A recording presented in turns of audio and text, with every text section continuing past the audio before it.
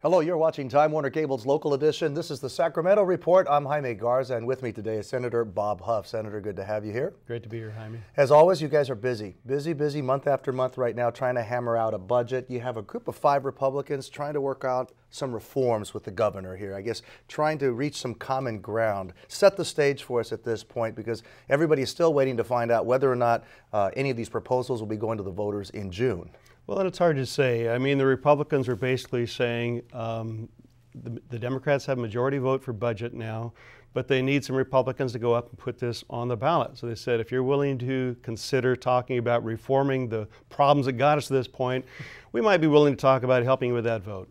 So 5, they call it the Reform 5, is that correct? Why so? Are there 5 points that are being looked at right now? Well, there's 5 Senate Republicans that were actually entering into talks with the governor and trying to find this line that they could both agree on that would get some reforms in pension, cap and spending, and some of the regulatory relief we Republicans believe is necessary to get people back to work. Let's talk about pension. Let's focus on that for a second. A lot of people have said a big part of the challenge here is that a big part of the pie deals with pension, and a smaller part deals with social services and other agencies like that. And because of that, your hands are tied as lawmakers. What are you proposing in terms of dealing with the pension? Because when you say we're going to mess with the pension, there are a lot of people out there who say, a lot of blood, sweat, and tears, and I don't want that touched, and yet we're hearing lawmakers say we may need to cut that down. Yeah, actually, and the pension is more a long-term problem than it is short-term, but you got to start now.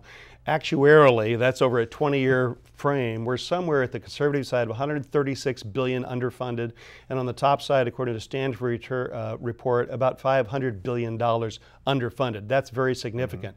So that's not something that kills you this year or next year or next year, but if you don't deal with it, pretty soon you've got such a huge problem, you can't sustain it with the general fund.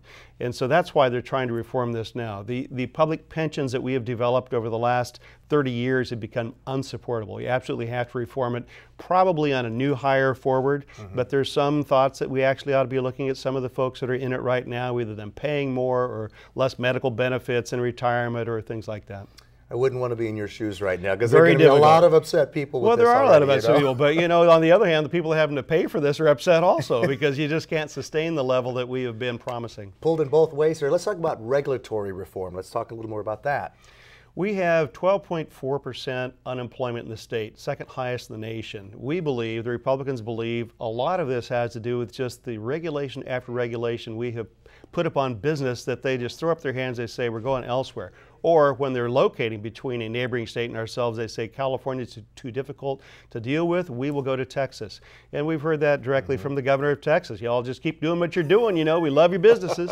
And so we have to unwind some of those regulations to get the jobs created to put people back to work. Well, I hear a lot of small business owners pull me to the side when I just go down the street here and have lunch, who say to me, it's very, very difficult because there are so many hoops to jump through, not to mention what's costing me in the pocketbook. So we've heard that quite a bit. Spending cap in the last minute we have here, should we just budget the state budget as we do our home budgets? Absolutely. And a home budget, your spending cap generally has to do with how much revenue you have coming in. The state looks at it just the opposite. We have all these expenses. How do we get the revenue we want to fund that?